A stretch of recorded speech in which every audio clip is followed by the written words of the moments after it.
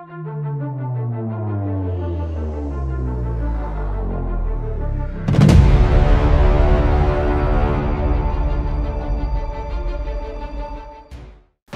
वालेकुम friends and welcome to Ababeel updates.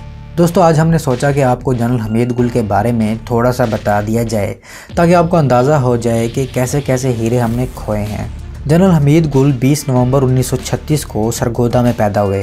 1965 की जंग में वो चुनिंदा के तारीखी महाज पर टैंक कमांडर थे। उन्हें आलम इस्लाम से वालिहाना मोहब्बत थी। कश्मीरियों की जद्दोजहद आज़ादी के खतूत भी उन्होंने संवारे।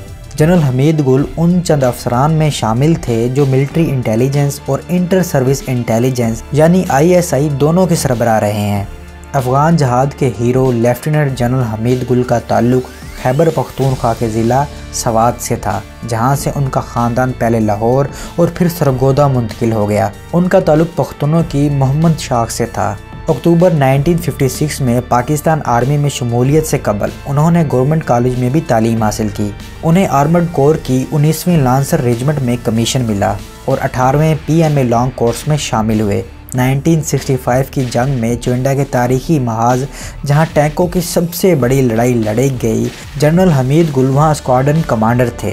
1968 से 69 में इन्होंने command and staff college Quetta में कोर्स में भी हिस्सा लिया। 1972 से 1976 तक बटालियन कमांडर रहे। जनरल हमीद गुल ने 1972 से 1976 तक बराह रास्त जनरल ज़ियाउल हक की मातहती में खिदमत सरअंजाम दी। दोनों रहनुमाओं के दरमियान उस वक्त ताल्लुकात मुस्तकिम बुनियादों पर इस्तवार हुए जब दोनों सेकेंड कोर में आर्मर्ड रेजिमेंट्स में खिदमत सरअंजाम दे रहे थे। 1978 में इन्हें ब्रिगेडियर के ओहदे पर तरक्की मिली और वो भावलपुर के मार्शल लॉ एंड एडमिनिस्ट्रेटर हो गए। इसके बाद 1982 में उन्हें मुल्तान में फ्रंट आर्मर्ड डिवीज़न का सरबराह बना दिया गया। फिर उन्हें DGMI की हैसियत से जनरल हेड क्वार्टर भेज दिया गया। 1987 में उन्हें जनरल अख्तर अब्दुर्रहमान की शहादत के बाद DGISI बना दिया गया। वो 1987 से 1989 के दौरान ऐसे वक्त में ISI के सरबराह रहे जब अफ़गान जहाद अपने अरूज पर था और रूसी अफ़गानिस्तान से अपना बोरिया बिस्तर समेटने की तैयारियां कर रहे थे।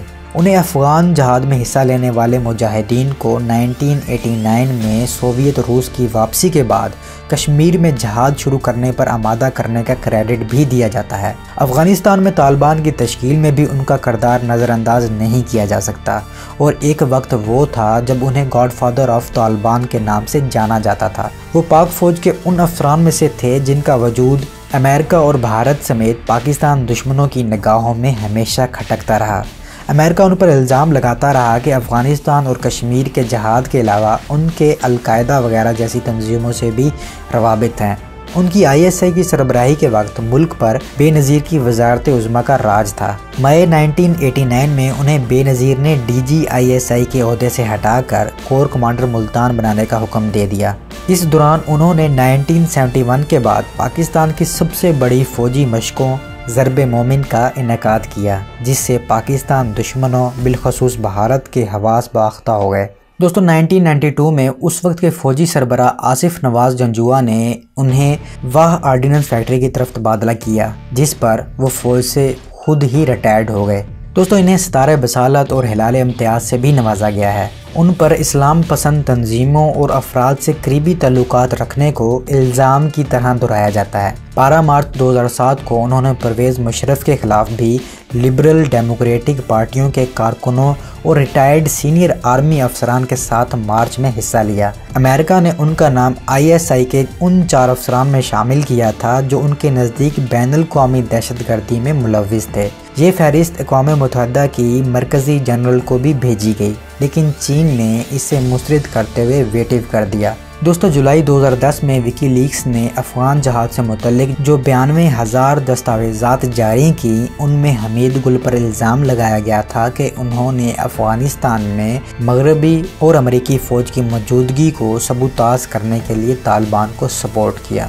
दोस्तों, जनरल हमीद गुल के बारे में कहने को और भी बहुत कुछ है, लेकिन इतना कहूँगा कि अगर जनरल हमीद गुल चीफ ऑफ आर्मी स्टाफ बन जाते तो आज नक्शा कुछ और होता। तो दोस्तों अब तक के लिए इतना ही। हमारे फेसबुक पेज और ट्विटर अकाउंट को भी लाजमी फॉलो कीजिएगा। मिलता हूँ एक नई वीडियो के साथ, तब तक के लिए इजाज़त, अल्लाह हाफिज़।